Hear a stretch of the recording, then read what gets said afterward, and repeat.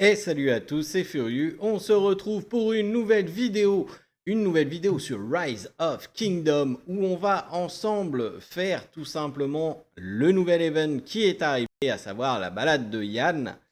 Bon, alors, on l'a fait en méthode normale, c'est-à-dire que le jeu propose un événement type instance pour ceux qui jouent au MMORPG. Et donc, on en a profité jusqu'au maximum parce que d'une, les mobs peuvent looter des coffres que vous pouvez récupérer jusqu'à 3 fois et à chaque fois que vous tuez un mob, eh bien vous récupérez un petit peu de ressources, que ça soit des ressources agricoles, enfin de la pierre, généralement c'est de la pierre d'ailleurs, mais aussi quelques tomes pour augmenter l'XP de vos commandants. Donc c'est certes peu, mais si vous le faites plusieurs fois, ça commence à rendre quelque chose d'intéressant. En tout cas, c'est toujours mieux que rien. L'autre méthode, c'est de rusher. C'est-à-dire que les gens n'ont pas compris que le jeu mettait à disposition ce truc-là et veulent faire ça le plus rapidement possible.